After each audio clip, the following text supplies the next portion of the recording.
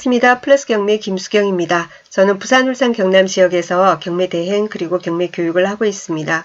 경매 대행이 직업이다 보니까 수많은 사건을 낙찰받고 그리고 명도까지 이렇게 진행을 하고 있는데요. 제가 똑같이 사건마다 똑같은 노력을 해도 어떤 사건 같은 경우에는 뭐 잔금 내기도 전에 명도가 되기도 하고 또 잔금 내고 바로 그 다음날 나가기도 하고 이런 운 좋은 케이스도 있는가 하면 어떤 사건 같은 경우에는 머리가 되게 아픈 사건도 많고 그렇습니다. 근데 이번에는 머리가 아프다라기보다 너무나 하고는 10여 년 동안 처음 당한 여러 가지 황당한 그런 어떤 상황이 있었기 때문에 이런 상황도 있다라는 걸 제가 여러분한테 알려드리기 위해서 영상을 찍습니다. 오늘도 이 사건 때문에 제가 창원법원을 갔다 왔는데요. 8월 23일 날 낙찰받은 사건입니다. 8월 23일 날 낙찰받았고 그리고 9월 달에 저희가 잔금 냈고요. 잔금 냈고 그리고는 잔금 내면서 그냥 무조건 저희는 뭐 부동산 인도명령 신청을 합니다. 배당받는 임차인이 있는 경우 아니면은 이제 일단은 인도명령 신청을 합니다. 할까 말까라는 생각도 했었어요, 사실은. 그런데 아무래도 좀 찝찝해서 했는데요. 결론은 제가 잘했다는 얘기예요. 잘난 척 한다, 그죠? 예, 근데 뭐냐면은 이게 8월 23일 날 제가 낙찰받았다 했잖아요. 근데 조사를 나가니까 관리사무소 그리고 그 인근 공인중개사를 통해서 여기가 2월달에 이사를 나갔다는 소리를 들었어요. 2월달에 정식으로 이삿짐 다 빼서 이사를 갔대요. 공실이래요. 관리사무소에서도 그러고 그 인근의 공인중개사들도 다 그렇게 얘기하고 안 돼요. 이사 갔다고 그래요. 아휴, 그러면은 사실 보통 이런 경우에는 그냥 잔금 내고 문 따는 경우들이 많이 있지 않습니까? 저도 옛날 초보 때는 뭐 그런 적 몇 번 있습니다, 사실은. 그런데 보통 문을 열어보면, 그렇게 해서 열어보면 짐이 하나도 없거나 아니면은 진짜 쓰레기 같은 것만 있으면 괜찮은데 뭔가 사람의 몸만 빠져나가고 짐은 고스란히 있는 듯한 그런 느낌 있을 때 있거든요. 네, 그런 경우도 있을 수 있고 그리고 또 이사를 갔다고 해서 이 비슷한 케이스가 많이 있었어요. 이사를 나갔다. 그렇게 해도 막상 문을 열어보면 다 가져간 게 아니라 필요 없는 건 두고 가요, 보통. 이제 우리가 일반 매매를 해서 이사를 갈 땐 짐 남겨놓으면 난리 나잖아요. 새로 이사 온 사람은 가만히 있나요? 그죠? 깨끗하게 짐 빼고 청소까지 요즘은 싹 해주지 않습니까? 근데 경매인데 그리고 자기 이제 뭐 망해서 떠나는 건데 그러니까 자기 필요한 것만 싹 가져가고 뭐 다 떨어진 소파라든가 붙박이장 오래된 거라든지 아니면 뭐 침대도 오래됐으면 그런 거 막 구실구실한 거 그리고 부엌 살림 막 이런 거 그런 거 하여튼 그대로 있는 경우가 많아요.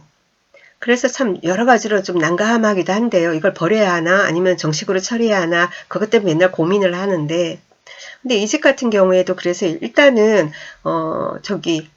강제집행 신청해가지고 인도명령 신청해서 나중에 어떻게 하든 송달시켜서 그리고는 그 집행관님하고 나와서 문 따보고 그리고 나서 판단을 하자 하고 조금 날짜를 여유있게 마음을 먹고 있었습니다. 그런데 대출해준 은행에서 빨리 그 전 소유자 말소를 좀 해달라고 전입된 거 그러는 거예요. 근데 그 은행마다 대부의 직원들이 대출 담당 직원들이 경매에 대해서 잘 아는 사람이 있는가 하면은 잘 모르는 사람들도 있어요. 시간 지나면 해결되는 건데 그게 그렇게 불안해서 계속 빨리 말소를 해달라고 그래서 또 너무 모른 척 하기도 그래서 알았다고 그렇게 해서 이제 주민센터에 갔죠. 주민센터에 가서 이렇게 저렇게 됐는데 2월 달에 이사를 나가고 아무도 안 산답니다. 그러니까 말소를 좀 해달라 이랬어요. 그러니까 또 그 담당자분도 또 뭐라고 그러냐면은 알았다가 아니라 제 눈으로 봐야 되니까 제가 직접 확인을 해야 됩니다. 그래요. 아, 그래요? 그러면은 국가 공무원이 입회하야 하면 이런 경우에 문을 열어볼 수 있는데 그럼 같이 한번 우리 열어보자. 그러니까 아, 좋대요, 자기도. 그래서 관리소장님 오고 관리소에서도 공실이라고 계속해서 얘기를 했기 때문에 소장님, 남자 소장님이던데요. 그분 오시고 그리고는 주민센터에서 오고 공무원이 그렇게 해가지고는 입회인도 또 두 사람 또 따로 세우고 막 이런 식으로 단단히 해가지고는 문을 열었습니다. 문을 열었는데 그 상황이 여러분 보고 계시는 이 상황인데요. 사진 한 장 더 있는데 사진이 좀 많아요. 근데 일일이 보여드리긴 그렇고 그래서 하여튼 짐이 나갔어요. 짐이 싹 나간 그런 어떤 집인데 막 쓰레기 같은 거 아까 말씀드린 그런 식으로만 좀 남아 있어요. 별로 필요 없는 가치가 돈 가치가 없는 그런 물건들만 남아 있는데 여러분 여기 보이세요? 그런데 이게 뭐예요? 이거 저 강아지 밥 먹는 거잖아요. 그렇지 않습니까? 이거 보이죠? 세상에 여기 안에 강아지가 있는 거예요.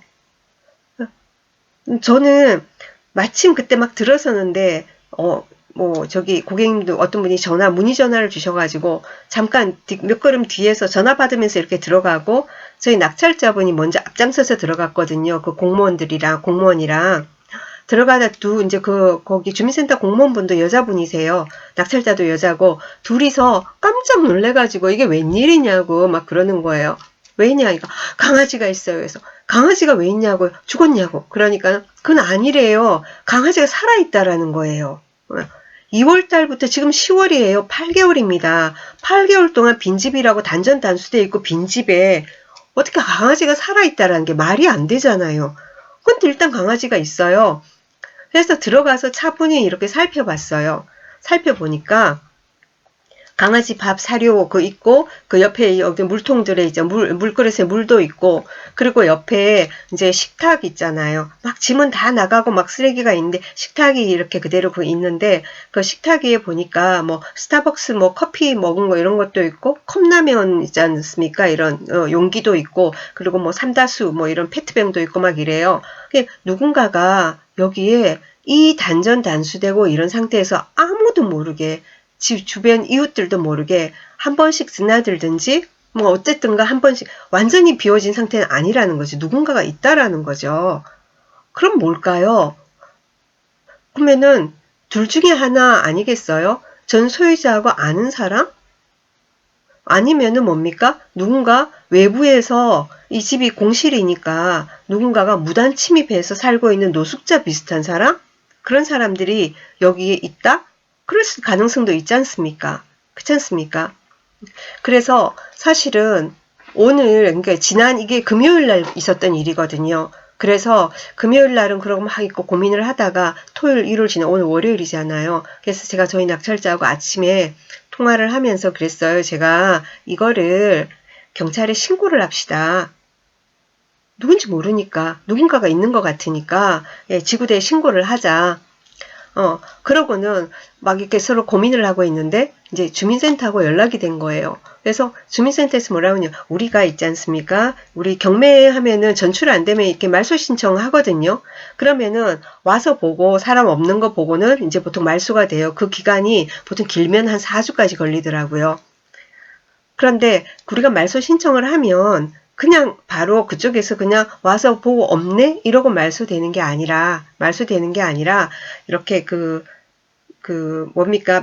우리가 말소 대상자, 그죠? 그 신청을 하면은 그 전화번호를 누구도 모르는 거죠. 전화번호를 모르지만은 거기서도 주민센터에서 그걸 신청을 하면은 그 사람 소유로 되어 있는 휴대폰이 있을 거 아닙니까? 거기로 문자가 가나 봐요. 저도 오늘 처음 알았어요. 저는 사실은 그런 거를.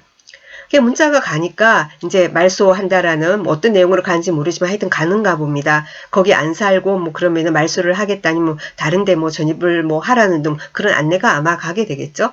저도 본 적은 없어요. 그러니까 보통 뭐 그렇게 되는데 그 문자를 받고 있지 않습니까?